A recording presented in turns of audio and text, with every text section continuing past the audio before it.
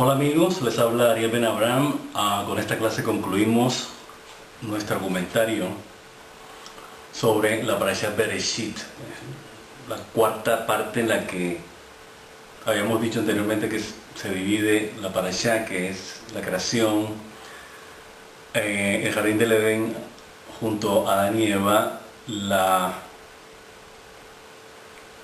Caín y Abel, la historia de Caín y Abel y el advenimiento, el surgimiento de la idolatría. Con eso vamos a empezar. Después de la muerte de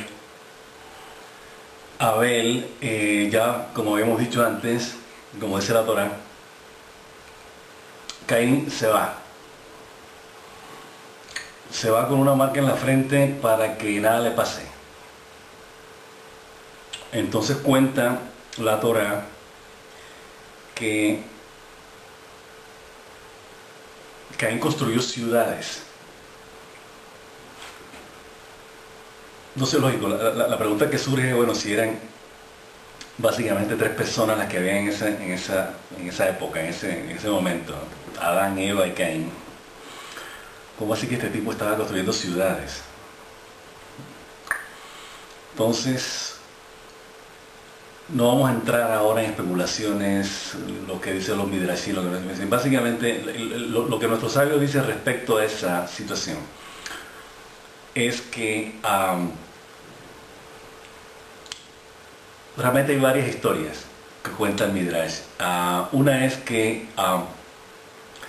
Caín y Abel habían nacido con sus respectivas parejas, o sea, eran gemelos. Entonces Caín había nacido con su pareja y Abel había nacido con la de él. Entonces, muerto Abel,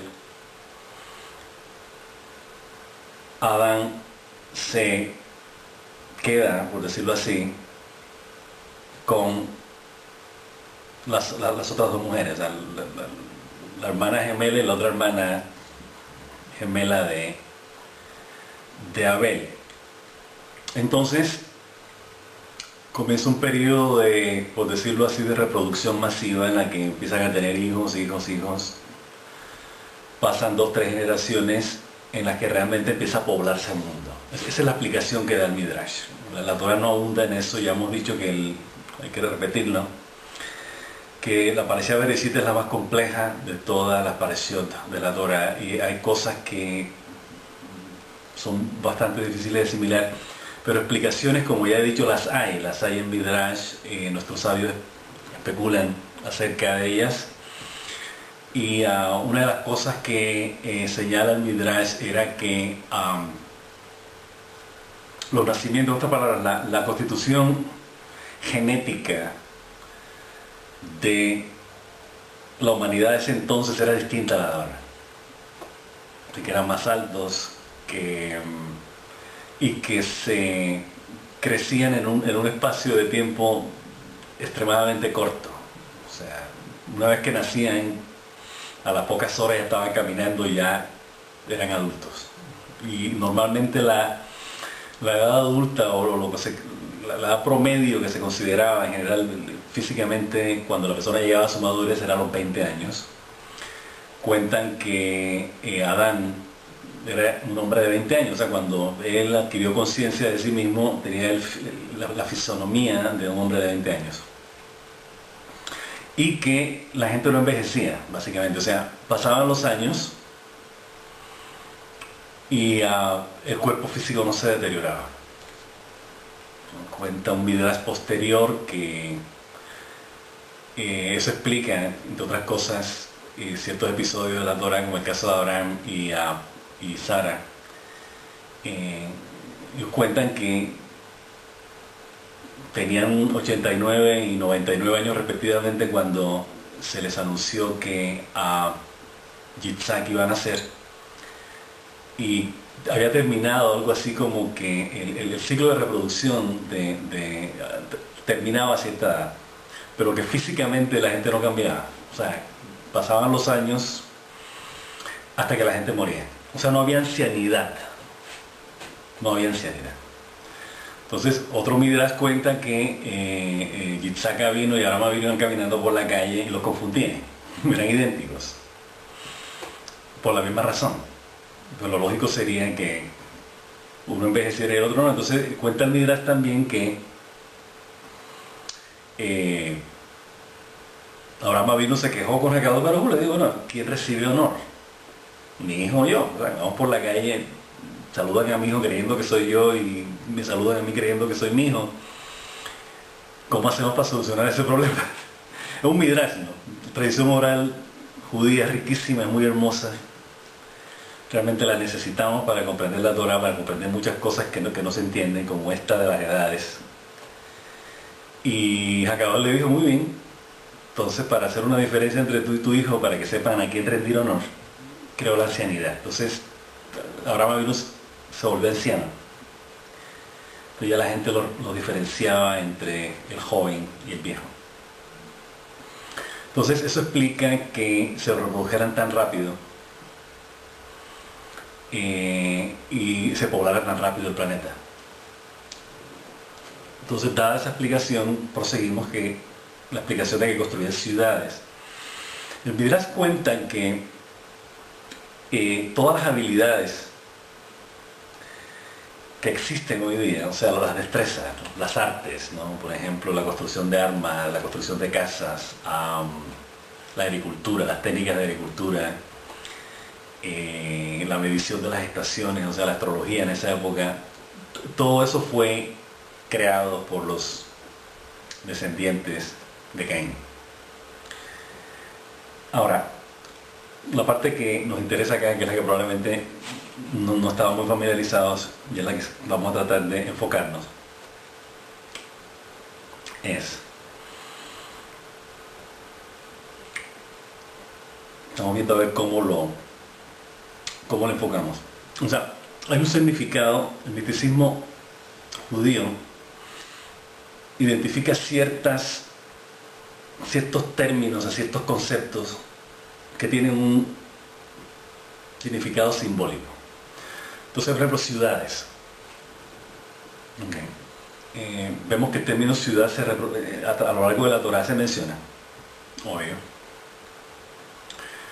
Pero el significado que tiene, no pero, en adición a y, representan, además de representar una cualidad física, una ciudad, edificios, calles, puentes, etc., representan ideas, creencias e ideologías. Muy interesante. Eso explica lo de las ciudades que construyeron los descendientes de Caín, o Caín mismo. O sea, empezaron a crear un sistema. Era necesario, una vez que se creaban ciudades, había que crear un sistema, como existe hoy día. Este episodio de la Torah es muy interesante porque todo lo que nosotros tenemos ahora, si leemos los Midrashim, esos que estamos comentando, las cosas en ese entonces pasaban exactamente como están pasando ahora. Exactamente. O sea, había ciudades, había gente, había, ya lo dijimos, destrezas, había oficios, había armas, había guerras, había, en fin, tenían lo que teníamos ahora. Esto es muy importante porque, como decía, o dice, para nosotros que está vivo, el rey Salomón, no hay nada nuevo bajo el sol. O sea, todas estas cosas se han estado viniendo repitiendo a lo largo de la historia. Lo que pasa es que al final de la Parashá Bereshit se cuenta de una manera muy vaga, una manera inclusive muy abstracta, no se aclaran muchas cosas de la historia, de cómo era la gente en esa época. Bien, entonces había una dirección, o sea, había un conocimiento del Creador, evidente, porque los personajes todavía estaban vivos. Adán estaba vivo, Eva estaba viva, Caín estaba vivo. Entonces ellos tenían eso fresco, lo tenían muy claro todavía de que hay un Dios que estaba a cargo de todo. Sin embargo,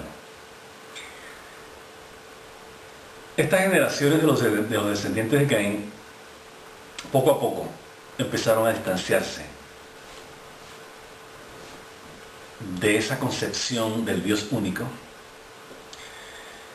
y empezaron, aparte de que era gente muy, ya como dijimos, como muy creativa, o sea, que inventaban cosas, les gustaba conocer cosas.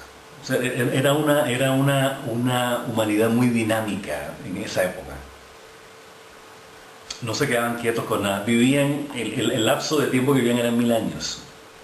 En caso de que no todos llegaban a esa edad, pero ese era más o menos el promedio, el límite, por decirlo así. Entonces tenían tiempo de sobra para aprender, para hacer, etc. Entonces, el conocimiento de ellos era tal, habían adquirido tal grado de conocimiento con tantos años que vivían, que empezaron a, como nos pasa hoy día, a creer y a confiar en su propia creación, en sus propias creaciones. Esto lo hacemos nosotros, esto no lo hace Dios, esto no tiene nada que ver con Dios. Poco a poco se iban alejando de Hakadosh Baruj Hu. ¿Cuándo surge la idolatría? La mayoría de los midrashim coinciden o señalan que la primera idolatría se daba con las estrellas, con los astros. Esa fue la primera idolatría que existió. Entonces ellos, como ya sabían, ya lo habíamos mencionado anteriormente en las clases anteriores, Hakadosh Baruj Hu puso en movimiento su creación. Haciendo regir, por ejemplo, sin el sol no podemos vivir, sin la luna no podemos vivir, no. Se sabe que la manera como el universo está construido, lo más próximo a nuestro sistema planetario, todos dependemos de eso. Inclusive cuando hay una alineación de planetas, a veces hay terremotos, pasan cosas, ¿no? Perdón. O sea, lo que estamos tratando de decir es que dependemos de las fuerzas de la naturaleza, tanto en el planeta como fuera, como en los astros. O sea, si no hay sol nos morimos, si no hay luna nos morimos. Entonces, si no hay viento, si no hay oxígeno, si no hay aire, si no hay agua, si no hay fuego, dependemos de eso. Y así es como Hakadosh Baruj Hu puso en movimiento su creación. Ya lo dijimos anteriormente. Entonces, esta generación, esta humanidad entonces estaba interesada en cómo funcionaban esos, por decirlo así, delegatarios de la voluntad de Hakadosh Baruj Hu, el sol, la luna, las estrellas, los planetas. Y se daban cuenta que realmente las mareas dependían de la luna, cuando empezar ciertas cosechas, cuando terminarlas. Entonces empezaron a investigar eso. Así, bueno, la luna tiene que tener algún poder para que haga lo que hace, el sol también, para que nos dé vida. Y empezaron a ver cuál era la cualidad de cada una de esas entidades. Y llegaron a la conclusión, estas entidades tienen vida y poder propios. O sea, el sol tiene la capacidad por sí mismo de generar calor. No.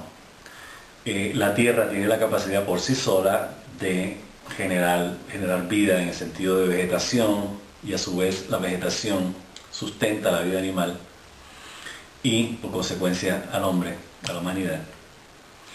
Las lluvias tienen su efecto en la agricultura, el fuego. Entonces ellos empezaron a ver que estos elementos y estas entidades de alguna manera tenían poder propio, tenían un poder intrínseco a ellas. Por lo tanto, esta humanidad llegó a la conclusión de que se les puede adorar. O sea, pueden ser considerados dioses en la medida en que tienen un poder que es superior al nuestro. En otras palabras, no nos llamaremos Dios a alguien que es como nosotros. Eso es parte del entendimiento del sentido común humano. Uno no se inclina o reverencia o acepta algo que es superior a uno. Quiero decir, se inclina o se reverencia cuando uno ve que es algo superior a uno. Algo que ejerce un poder sobre nosotros que nosotros no podemos someter o vencer. O sea, no podemos pelear con el sol, no podemos pelear con el fuego, no podemos pelear con el agua. Podemos usarlos, pero no necesariamente podemos hacer que se comporten de determinada manera. Más bien ellos hacen que nosotros nos comportemos de cierta manera. El calor, el frío, la humedad nos afecta. No al revés, o sea, nosotros no afectamos el viento, ¿no? ¿De qué manera? Entonces, a pesar de que la ciencia está tratando de controlar la lluvia, de controlar las corrientes de los ríos con las represas, etcétera, en fin, pero aún así sabemos que hay una fuerza que es superior y que nosotros no la podemos, que se llama naturaleza. Viene un tsunami, no podemos hacer nada. O sea, que hay fuerzas de la naturaleza que definitivamente no podemos controlar. Definitivamente. O sea, por mucho que la ciencia haya avanzado, hay vainas que no podemos contener. O sea, estamos sometidos a ellas. Bien, entonces, esta gente que vivía en esa generación, descendientes de Caín, empezaron a ver en eso que observaban, empezaron a algo así como, bueno, si estas fuerzas de la naturaleza tienen ese poder superior a nosotros, tienen que ser dioses. Dioses menores, pero dioses. Entonces ellos, lo que, al hacer idolatría, o sea, al empezar a darle cualidades divinas o poderes divinos a estas entidades, al viento, a la lluvia, al sol, al fuego, a los ríos, a los mares, lo que querían era recibir su poder. O sea, en el Caribe, por ejemplo, nosotros somos caribeños, o sea, algunos de nosotros, hemos crecido oyendo eso, ¿no? Lo de la santería, lo de el candomblé de los brasileños, el vodú de los haitianos, o que es magia negra, lo que sea, en las que hay deidades, ¿no? Changó, Yemayá, Ochun, Babalú, en fin, cada cual representa una cualidad específica. Entonces la idea de hacerle culto, de hacerle ritos, de hacerle ofrendas a estos dioses, o a estas fuerzas de la naturaleza, realmente no son dioses, son fuerzas de la naturaleza, eso es lo que son. Que las cosas hay que llamarlas por su nombre. Ellos lo que están buscando es tener el poder de esas entidades, de esas fuerzas en su vida. Y quieren tener éxito, quieren tener fuerza física, quieren tener poder, quieren tener salud, quieren tener un poder de convencimiento y de liderazgo, de convencimiento de otros, de que otros hagan la voluntad de ellos. O sea, así como el viento hace su voluntad, como el tsunami somete a la gente, ellos quieren que esa fuerza, ese poder de sometimiento que tiene esa fuerza particular de la naturaleza, la tengan ellos para poder dominar a otros. Esa es más o menos la idea detrás de la santería, detrás de la idolatría. Y eso era lo que ocurría en ese entonces. Entonces, ahí ese es el comienzo. Ahora, ya hemos dicho en comentarios anteriores, en el blog Dios como Amor y en videos, y en algunas clases que hemos dado, que si uno lee la Torah, el principal problema que tiene Akadosh Baruj Hu con Am Israel y con la humanidad en general es la idolatría. O sea, cuando hay idolatría tenemos problemas con Akadosh Baruj Hu. ¿Por qué? Ya lo dijimos antes. La idea de que Akadosh Baruj Hu nos puso acá para ser socios en su creación, para ser socios de Él, para estar con Él, no con los instrumentos ni las cosas que Él ha creado. Entonces, tenemos que entender eso. O sea, hay animales, hay fuerzas de la naturaleza, ese no es nuestro espacio. Esos son instrumentos, esos son parte de la creación de Akadosh Baruj Hu. Están conviviendo con nosotros. Pero nuestro objeto no es convivir con ellos como fin, sino como medio. O sea, ellos son el medio para que nosotros expresemos la voluntad de Akadosh Baruj Hu, lo que Akadosh Baruj Hu quiere que nosotros hagamos. Esa es la idea. Entonces cuando nosotros nos separamos de eso y empezamos a hacer la voluntad del ego o tratar de imitar esos poderes, entre comillas, de la naturaleza, nos estamos separando. Hay que enfatizar en algo, y era lo que habíamos dicho, lo que indicamos que habíamos dicho, mencionado antes, es que por ninguna parte de la Torah, esto es muy importante, dicho de otro modo, vamos a ponerlo de una manera más simple. La Torah reconoce que hay deidades menores. Cuando digo deidades, se refiere a fuerzas de la naturaleza menores que Akadosh Baruj Hu. O sea, se dice, o sea, el sol, la luna, en fin. Ellos todos cumplen la voluntad de Akadosh Baruj Hu. Todos. Absolutamente. Da la impresión de que tuvieran vida propia, pero no es así. Entonces,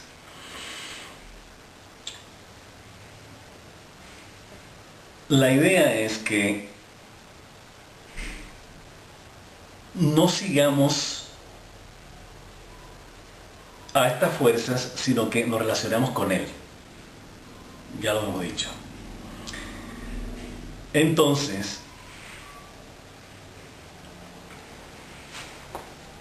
es clave que tengamos claro qué es lo que específicamente quiere Akadosh Baruj Hu para que nosotros no tengamos que recurrir a eso. Y muchas veces el desconocimiento de Hashem es lo que nos lleva a eso. O sea, tenemos que ver el lado no positivo, sino el lado explicativo de la idolatría. O sea, hay una explicación por eso. O sea, no es simple capricho a veces. Hay un enfermo en un pueblo no muy civilizado, lejos de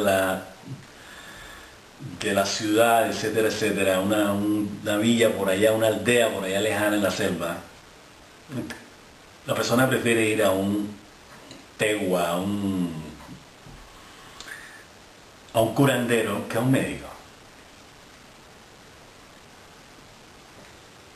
Cuestión de ignorancia, o sea, no sabe. Entonces, lo mismo pasa acá. Una vez que se rompió el nexo con Akadosh Baruj Hu, el diálogo entre la humanidad y Akadosh Baruj Hu, en este caso Caín y sus descendientes, cogieron por su lado y perdieron contacto con Akadosh Baruj Hu.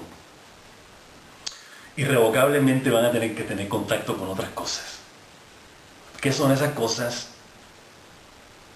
Lo que ellos ven en su entorno. ¿Qué ven en su entorno que tiene poder? La naturaleza, la fuerza de la naturaleza se relaciona, entonces esos son los ídolos. No estamos justificando, señoras y señores, mucho cuidado con esto. No estamos justificando la idolatría, estamos explicando de dónde viene. Entonces,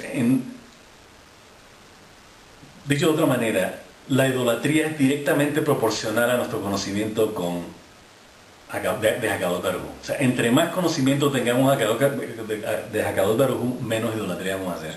Entre más idolatría hagamos, menos. O sea, es inversamente proporcional en este caso. Menos conocimiento tenemos del Creador.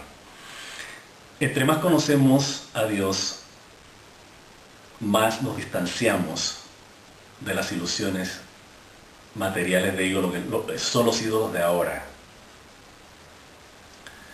Las ilusiones y fantasías de ego, materialistas de ego. De vienen las adicciones, de vienen los apegos.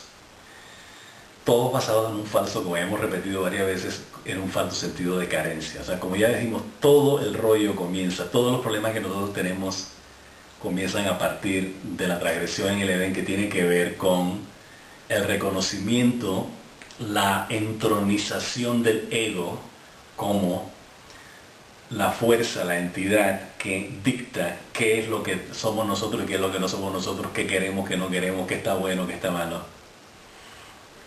Toda la capacidad de juzgar y de evaluar viene a partir de ahí. Claro, sí, pero no juzgue y evalúa a partir del razonamiento y del sentimiento. Sí, para eso están las leyes, y se juzga a partir de esas leyes. Estamos hablando cuando las cosas que sentimos no están reguladas por esas leyes. En materia de carácter de la persona, en materia de cualidad de la persona, rasgos de la personalidad, tendencias de la personalidad, eso no en ninguna parte no dice no seas cruel. Ninguna ley en ninguna parte que diga que no lo hagas, ¿no? Ahora, comete un homicidio y eso sí es punible. Ahora lo sentencian y lo meten a la cárcel por eso. Pero en ninguna parte está dicho no sientas lujuria, por ejemplo, o no sientas envidia. En ninguna parte dice esa vaina, por ningún lado. ¿Por qué? Porque son decisiones que nosotros tenemos que tomar a nivel individual. Y son las que tenemos que poner en práctica para o acercarnos a Hakadosh Baruj Hu, de acuerdo a lo que nos dice la Torah, como tenemos que ser, o no. Esa es la idea. Entonces, estamos tratando de dar esta pequeña explicación un poco medio antropológica de la idolatría. Eso es lo que le enseñan a uno, porque yo estudié antropología, eso es lo que nos enseñan en la carrera, explicar toda esa serie de fenómenos, los rituales, etc. Cómo se entienden los mitos relacionados con idolatría. Y es cierto, o sea, viéndolo de una manera con cabeza fría, esa es la razón. Todas las razones de todos los pecados, de todas las transgresiones son a partir de ignorancia o de negligencia. Una de las dos. O sea, hacerlo a sabiendas, negligencia, o hacerlos no a sabiendas, ignorancia. Por eso, ya lo dijimos en las clases anteriores, hay que estudiar, hay que conocer la Torah, hay que conocer a Hakadosh Baruj Hu, de acuerdo a como nos dice la Torah, para poder despojarnos de estas tendencias, de estar dándole crédito a algo que no es lo que es, que en este caso lo único que es Hakadosh Baruj Hu. Bien, entonces, esta gente empieza a meterse básicamente con astrología, o sea, era una idolatría bastante refinada, comparada con la idolatría que vino después. La que vemos, por ejemplo, en la época de la conquista de la Tierra Prometida. Esa idolatría, o sea, las naciones idólatras que ven acá, esos eran ídolos de lo peor, y en Egipto también. Esta generación prediluviana era relativamente sofisticada, vivían más tiempo, como hemos dicho, eran muy creativos, crearon todas las artes que se conocen ahora, las crearon ellos, todas. O sea, en esa generación no había nada que no haya en este momento. Algunos sabios místicos de ahora, contemporáneos, dicen que todas las generaciones que han pasado por la Torah, todas, desde el diluvio, la Torre de Babel, Sodoma y Gomorra, Egipto, Grecia, Roma, Babilonia, se están viviendo en este momento. O sea, ellos dicen que todas las personas que, no tenemos certeza, pero hablemos en plural, que hemos vivido antes, en otras reencarnaciones, hemos vivido en esa época, estamos ahora todos viviéndolas al mismo tiempo. Por eso hay tanta degeneración sexual, Sodoma y Gomorra, tanta idolatría a nivel de imágenes y de adicciones, como las hubo antes del diluvio, etcétera, etcétera. Entonces, con la idea de que en este último exilio, todos esos exilios, porque fueron exilios de una u otra manera, o sea, exilio en el sentido de que hemos de estar alejados, alejados de Hakadosh Baruj Hu, se rediman.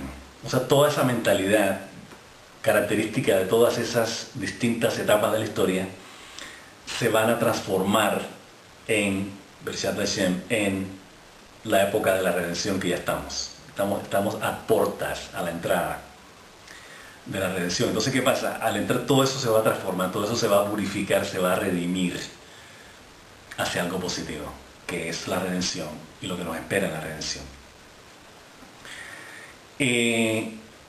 Hay una parte que es muy interesante que destaca nuestro Midrash y el Talmud, que tiene que ver con ciertos personajes.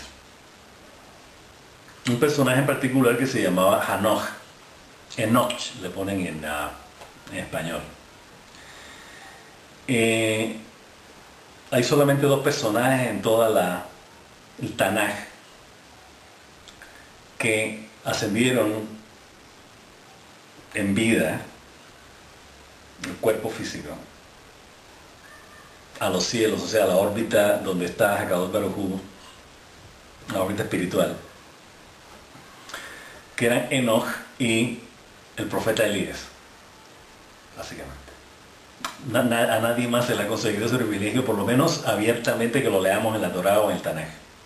Probablemente ocurrió en otras ocasiones, pero no están grabadas en los textos hebreos, bíblicos hebreos. Eh, el Midrash cuenta que Enoch era un tipo justo, un tipo que creía en Akadosh Baruj Hu, era un tipo muy derecho, muy justo, que llaman, sádic, en esa generación. Y el Midrash cuenta que explica más bien el ascenso de él hacia Akadosh Baruj Hu, o sea, bueno, lo trajo, él dice, vente para acá conmigo. El Midrash lo dice la razón por la que fue porque la corrupción era tal que Akadosh Baruj Hu a sus justos se los protege, los cuida. Entonces él vio que era un justo y dice, este tipo se me va a corromper ahí, y para y se lo trajo.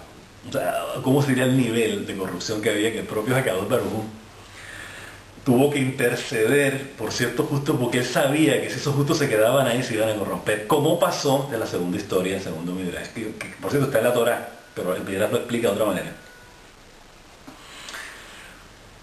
Dos ángeles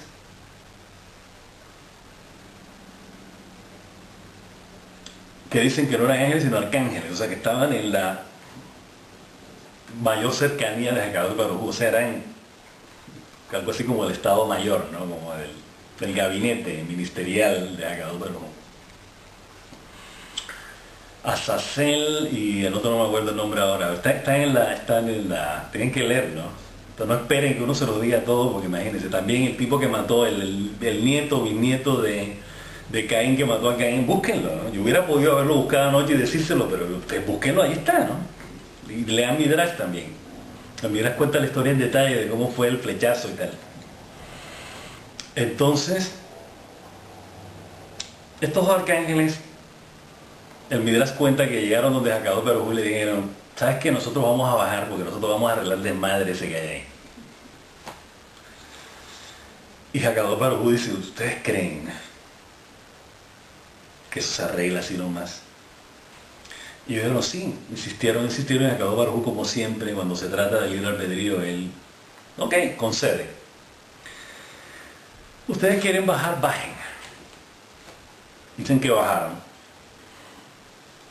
Dicen que en el momento en que pisaron tierra, sintieron la negatividad que había en el planeta.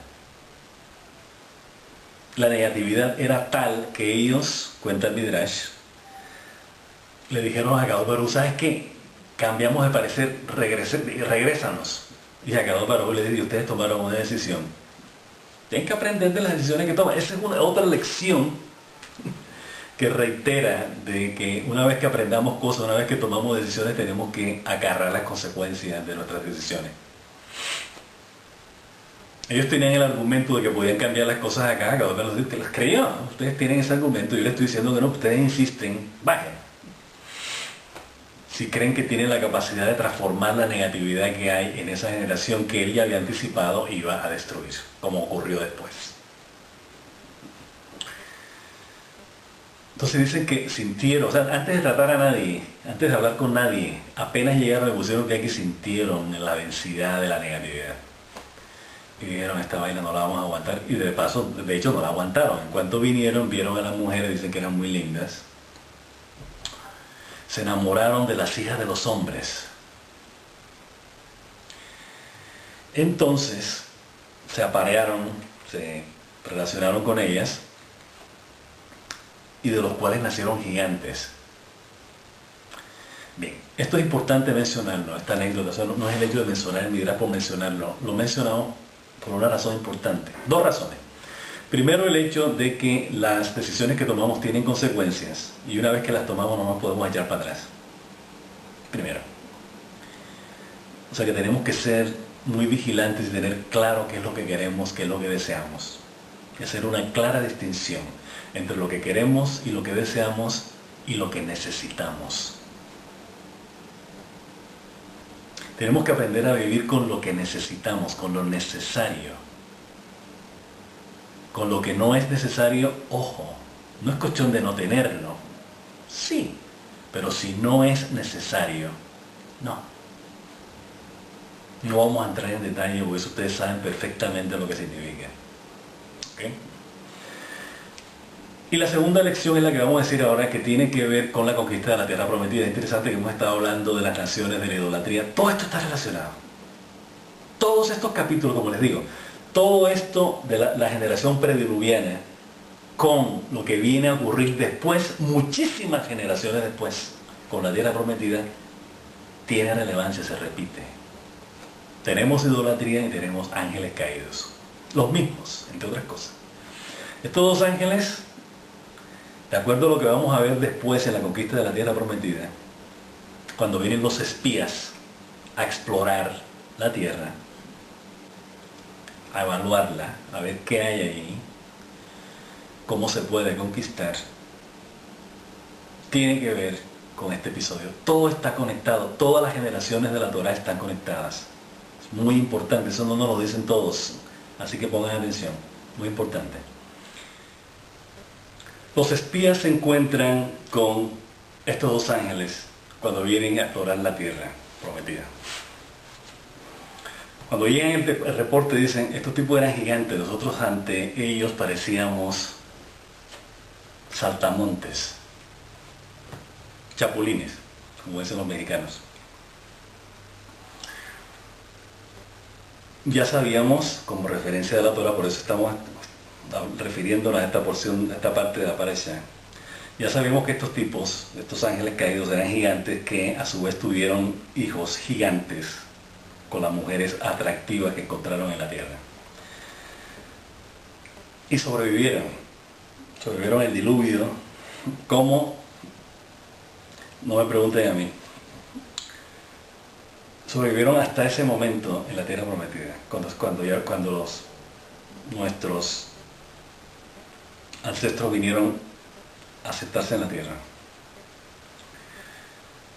Analicemos un poco aquello de gigante. No estamos negando que lo hayan sido físicamente, que hayan medido 50 metros o 100 metros de alto, lo que sea. Eso no está en tela de juicio aquí.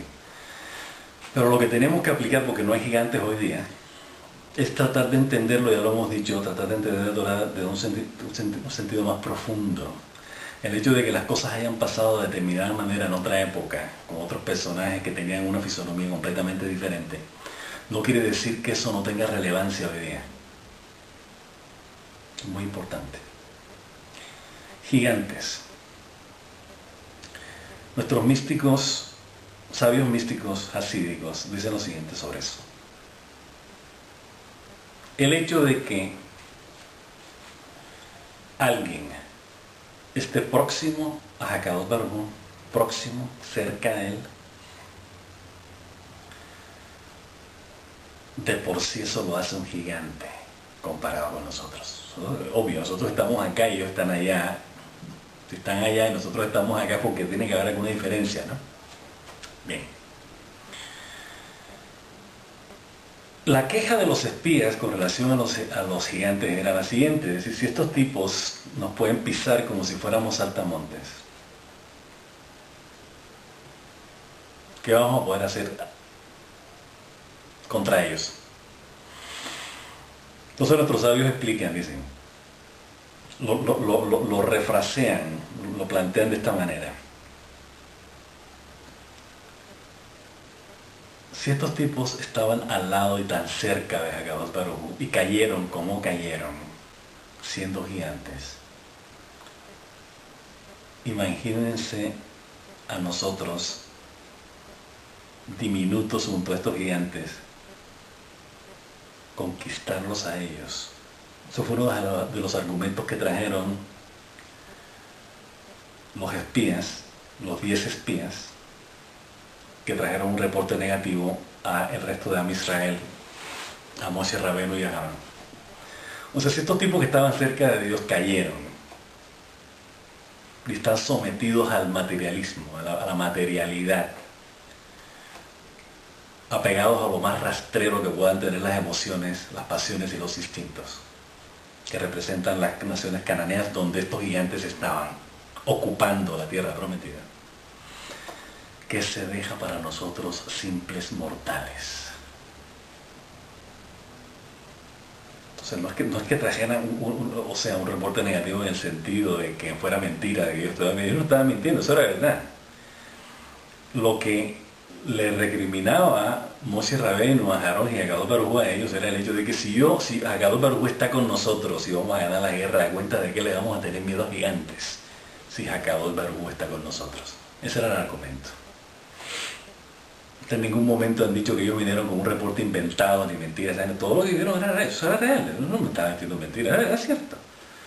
Lo que no era cierto es que Kadosh Baruj Hu no los iba a acompañar a conquistar la tierra, porque él ya lo había dicho: yo voy a ir con ustedes y yo voy a pelear la guerra por vosotros. Y eso fue lo que pasó. Entonces ya vemos, idolatría contrapuesta a algo así como la jerarquía espiritual, o sea, el nivel espiritual que podemos llegar a avanzar, o sea, el hecho de hacernos gigantes.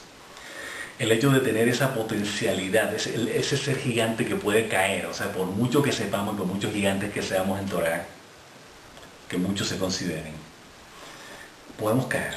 Así como cayeron aquellos que estaban al lado de Kadosh Baruj Hu, no estaban estudiando Torah, estaban al lado de él.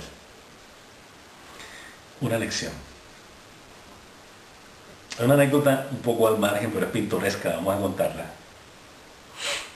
Sobre estos gigantes.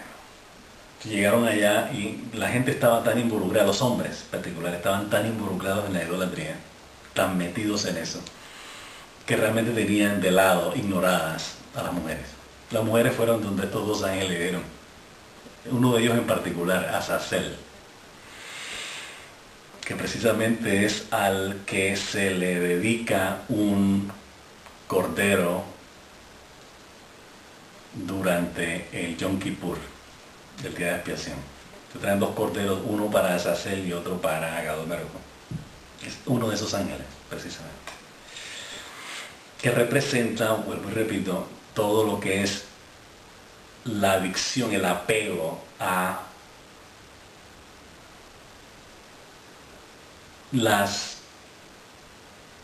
algo así como las emociones, los instintos, las pasiones más bajas que pueda tener la conciencia humana,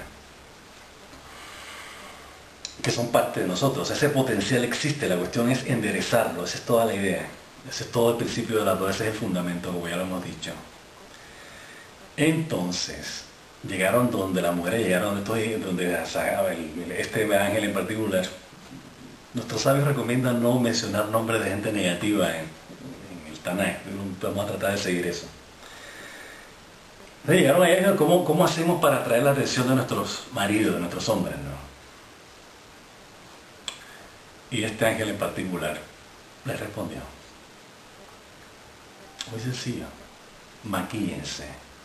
O sea, el maquillaje fue sugerido por este ángel caído a las mujeres para seducir a los hombres. Interesante. Es un midrash. O sea que el maquillaje no lo inventaron los griegos ni nada de eso viene antes, viene de la Torah.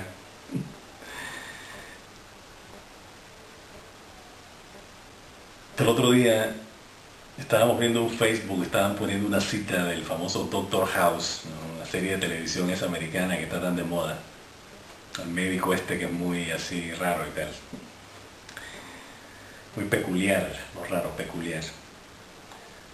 Él básicamente cita algo que ya se había dicho antes, o sea, eso no es nuevo que lo haya inventado ni mucho menos. Dice lo siguiente, se lo atribuyen a él, pero ya eso se había dicho antes. Dice: las mujeres se cautivan por lo que oyen. O sea, se dejan seducir, se dejan cautivar, se dejan convencer a lo que sea, como quieran llamarlo, a través de lo que se les dice. O sea, lo que oyen, no se les dice no, sino lo que oyen. Y los hombres se caracterizan por dejarse cautivar, seducir, convencer por lo que ven. Por lo tanto, o por esa razón, o a partir de esa creencia, las mujeres se maquillan para que los hombres, a través de sus ojos, se impresionen. De ahí donde viene, ahí es donde entra en juego el maquillaje. Y los hombres mienten. O sea, los hombres les mienten a las mujeres porque las mujeres se dejan cautivar, seducir o convencer por lo que oyen. Entonces por eso los hombres mienten y las mujeres se maquillan. Real. Bien, ¿qué nos está enseñando esto? La anécdota del maquillaje, que no podemos estar viviendo de máscara, no podemos estar viviendo de ilusiones. Es otro tipo de idolatría. Es el inclinarse a un aspecto visual de los sentidos definido como belleza. La belleza es relativa, dice que la belleza está en el ojo del que la ve, entonces eso es muy relativo, si se maquillan o no se maquillan, si una persona maquillada se ve mejor pues sin maquillaje, eso es muy relativo, depende de la percepción, últimamente como dicen, depende de cómo uno percibe la belleza, o sea, la belleza está en el ojo del que la ve.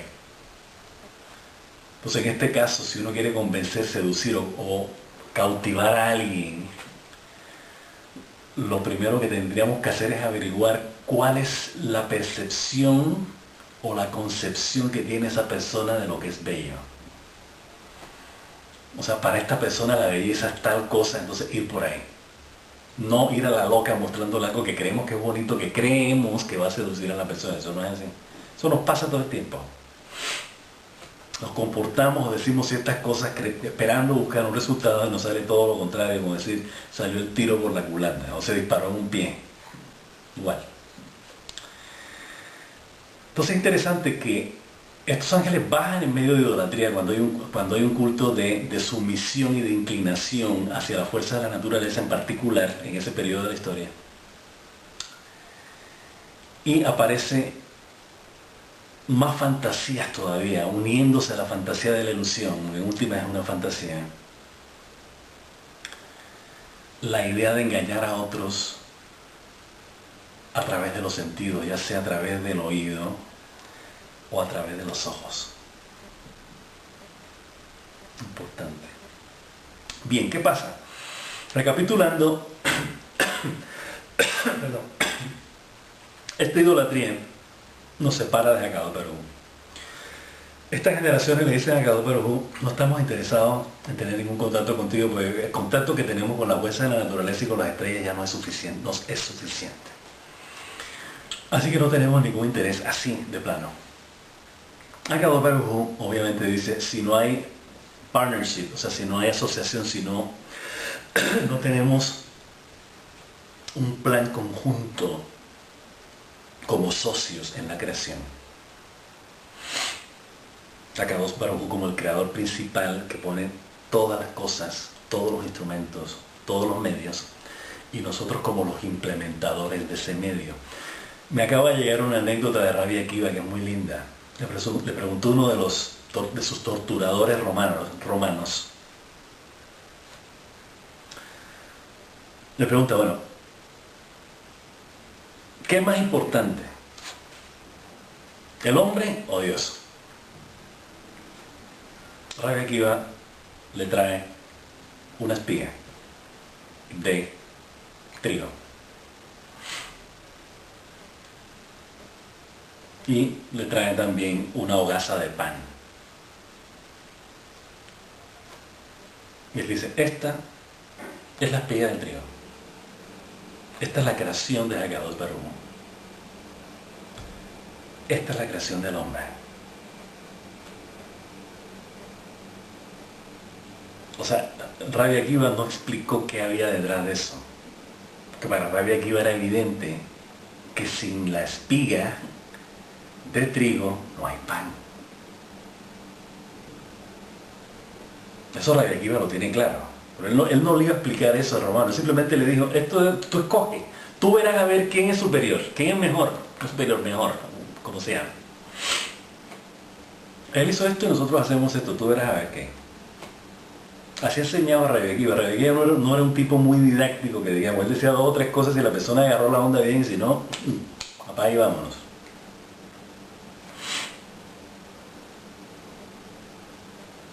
No hay pan sin el trigo.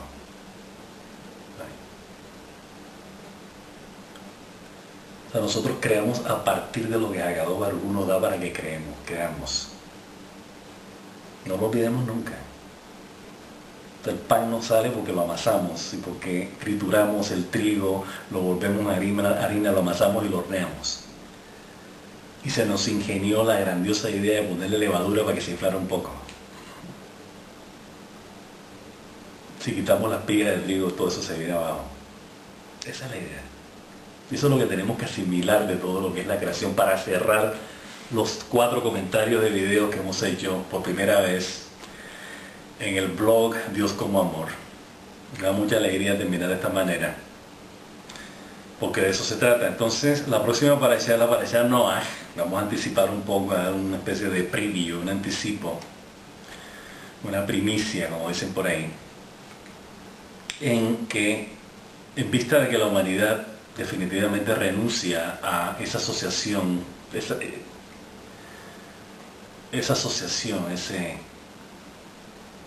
esa unión cooperativa que tenemos con Haggadah Baruj Hu, requiere un cambio de conciencia en la humanidad, para que la humanidad nuevamente elija entre hacer su voluntad de acuerdo al libre albedrío o tomar la nueva oportunidad que Haggadah Baruj Hu nos va a dar para ser socios con él en su creación. Bien, espero que les haya gustado esta reflexión cuádruple sobre los 4 temas centrales de Bereshit, y esperamos que sigan estudiando. Esperamos que esto sirva para que seamos mejores y para que entendamos esta asociación que siempre ha existido. Lo que pasa es que tenemos que hacernos conscientes de ella.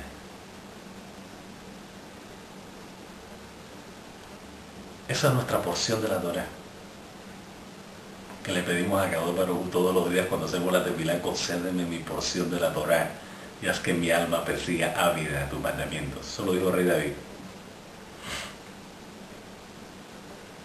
Y entendamos que esa porción de la Torá es nuestro conocimiento de Haggadah Baruj Hu, no es otra cosa que eso. Y sabemos que entre más lo conozcamos, más estaremos cerca de él. Y entre más cerca de él estamos,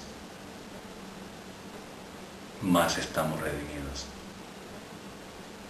de esta ilusión y de esta fantasía de ego que llamamos el mundo material, o más bien la aproximación equivocada de la realidad material. Entonces, feliz fin de semana y hasta la semana próxima.